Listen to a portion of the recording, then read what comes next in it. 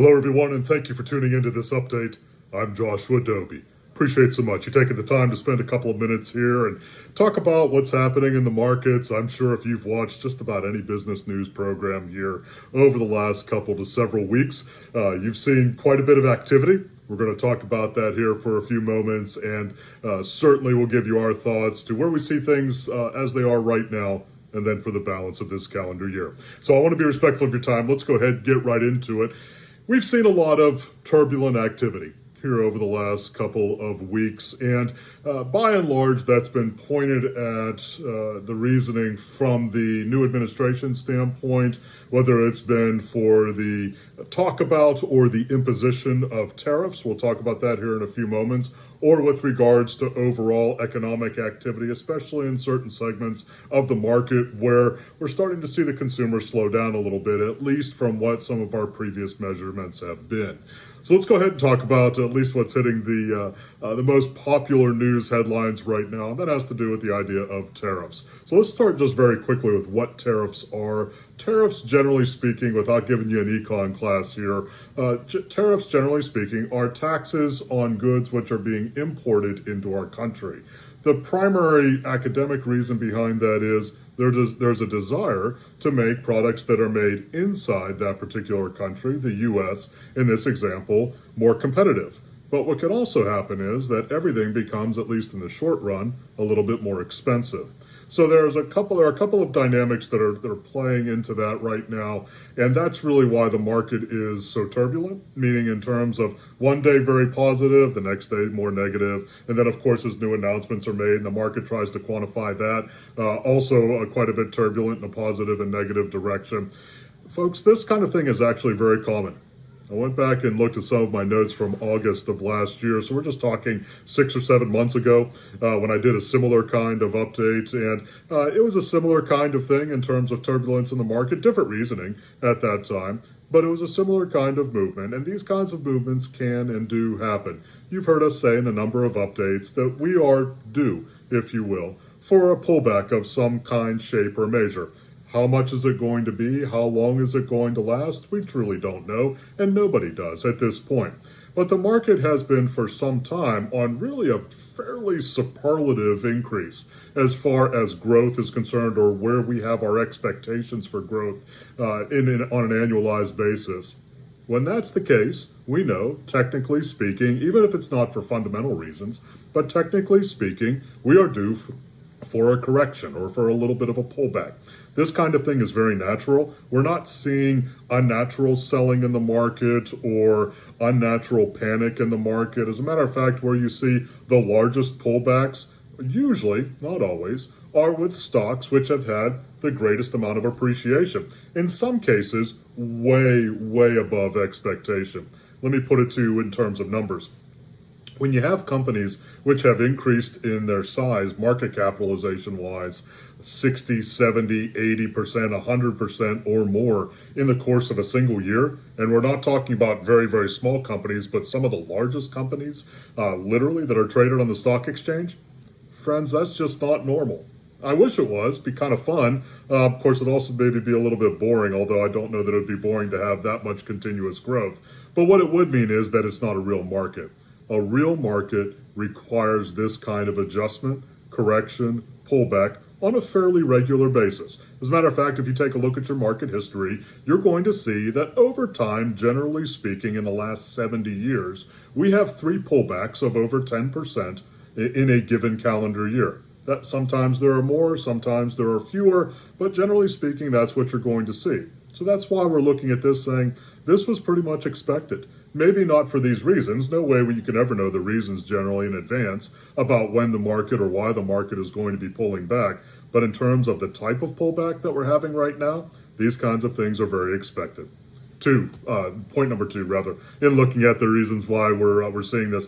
In addition to the hottest stocks being the ones that are pulling back the most right now, we're also seeing a fairly interesting rotation in the market, not just to safety, which we are seeing. Treasury yields are coming down, which means we're getting a lot more buying into U.S. Treasuries right now, which is usually a safety play, or folks are concerned about where the market is going to be. But we're also seeing a rotation into stocks which have not had the same kind of superlative returns that I mentioned here a few moments ago. That's very important. That also speaks to a very healthy market in my end of the world. Not that it's just that binary saying that because of that, the market is healthy, but that tends to be an indicator, it tends to be a good variable in the algorithm of understanding market performance of a market that just doesn't desire to get away from everything that is stock related, but rather is looking for better value. And that again tends to be a sign of a healthier market. So let me just put it to you in terms of sector rotation, my end of the world, in looking at things. So we're seeing a rotation out of technology, out of the very high flyers that have done exceedingly well in the last number of months and even a couple of years, and into things which have largely been forgotten here over the last couple of years. I'm looking at things like oil and energy companies. Even with low oil prices right now, at least as measured by WTI or the West Texas Intermediate spot price there in Oklahoma, we're still seeing some money flowing into oil and energy companies, we believe primarily because they're undervalued. We're seeing that with financial stocks, not across the board, but definitely with bank center or money center related stocks. We're seeing more interest there. We're also seeing it in pharmaceuticals. Pharmaceuticals and more consumer product sorts of things tend to be more conservative or defensive plays. We're seeing that like with PepsiCo or Coca-Cola, the Eli Lillys of the world, Johnson & Johnson. Not a recommendation to buy, sell, or hold any of those issues, but just providing them as examples of companies that have largely been forgotten from a performance standpoint here over the last couple of years. Now we're starting to see some buying pressure into them out of some of these high flyers or technology companies. That again tends to be a healthier sign of the market, not just of fear or concern about a market collapse or economic collapse, but rather moving towards space where the market is trying to find value and perhaps some greater short-term appreciation possibilities. So that's the second thing to keep in mind. Third thing to keep in mind, there's a lot that's going through the political universe right now. This is not a political statement, one side or the other, or anything else other than the two major political parties out there, but rather to give some perspective on where things are. There's a lot of saber rattling on both sides of the political spectrum right now. A lot of things that are being put in place, a lot of things that are being not put in place or being retracted. And there is a lot of straight line assumption by everyone on all sides of the political universe about what this is going to mean from an economic standpoint. Folks, we would just encourage you during these kinds of times, take a deep breath. Doesn't matter which side of the political universe you're on as far as I'm concerned, but rather to gain and to continue to pursue a very healthy understanding of where the market is.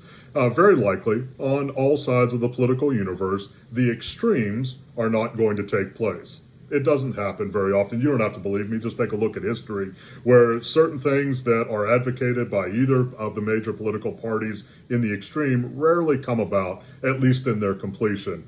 Generally speaking, whether folks like it or not, you bang around towards someplace in the middle. Now, what does that mean in terms of what's going to be the case as far as what the current movements by the current administration are, or what the counterbalances may be by the opposition party to withstand or keep certain things from happening? That's why we have the political process. At this point, we don't know, and there's still a lot of back and forth. But what we strongly encourage you to do is take a healthy perspective and a healthy focus on what's happening. Is it unnerving as these kinds of things bang through our airwaves now and bang through our screens and either, depending upon which side you're on, say it's either going to be the most perfect thing which has ever happened or it's going to be the absolute worst thing which has ever happened? Take it with a good grain of salt on both sides. And always, we encourage you, take a look at things in the context of history. We go through these times with regularity. This is not unique. This is not something that is set apart or is different from other times. This actually, as far as the markets are concerned and investments are concerned, was necessary from our standpoint and a very healthy thing. We don't see the kinds of harbingers out there at this point that would indicate that we're in for an economic malaise of some kind. What's going to happen now in the next couple of months, we don't know. But what we do know is that most of the macroeconomic indicators at this point are pretty healthy. meaning we have inflation at relatively normalized levels at this point. We have interest rates that, yes, they are higher than where they've been over the last decade and a half, which isn't all that fun for folks getting new mortgages. But finally, for folks who are in money markets and CDs, they're finally getting some rate of return. That's healthy and necessary in a vibrant economy. So when we're looking at that and we're looking at other macroeconomic factors and about, generally speaking, where employers are in terms of needing to hire folks and where employees are in terms of stable to increasing wage bases, not everywhere, I understand that, but certainly overall, when you're looking at the overall economy, generally speaking, those are healthy indicators. And that's where we spend our time focusing and then wanting to make sure that there aren't significant pivot points that we say that are coming down, that we see that are coming down the proverbial railroad track. We don't see that at this point. Doesn't mean we're not going to have headwinds. We've got a lot of issues that need to be addressed, and we're kind of working them out in our usual messy ways when it comes to the political spectrum or economic spectrum. But we will continue to do that. One of the big items on my radar screen, you've heard me say this now a couple of times, is the basket of tax cuts which were instituted in 2017, which at this point are scheduled to sunset in 2025. There's already been significant discussion on Capitol Hill about how to address those, which ones may be allowed to sunset, which ones may be made permanent, which ones may just be extended and have a longer lifespan associated with them with some future sunset provision. Definitely those things are out there as well, and we're watching those closely because those will have notable impacts not only on the macro economy, but definitely on the consumer. Just one final note as I let you go here. The consumer overall has been fairly resilient. However, we're starting to see some things where the spending speed of the consumer is beginning to cool down some. We heard from Walmart here recently, heard similar things from Target, not in terms of their most recent quarters, but in how they're approaching the balance of this year. Similar from Kohl's retail space. I'm talking about retail spaces because that tends to give us the widest swath of understanding about where economic activity is, at least insofar as consumer spending is concerned. We're also starting to see a slowdown in terms of automobile purchases, both on the new and the used side of things. Number of factors involved with that, especially with higher rates on car loans, definitely playing a factor in there. So again, we're not talking about economic malaise, but we are talking about a consumer that may be starting to pump the brakes, proverbially, no pun intended, a little bit because they're just not able to expand their spending at the same rate that prices are rising.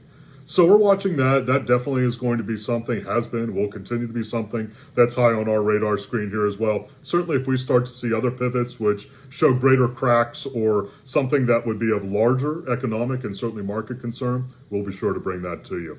Well, friends, I appreciate always you spending the time here listening to me talk about these kinds of things that I know sometimes coming through the screens and through the airwaves can be a little bit unsettling. Hopefully this has given you some perspective again about where things are, about where we see them, and certainly how our decision making is made on our end of things as we are blessed to work with your portfolios and your overall financial plan.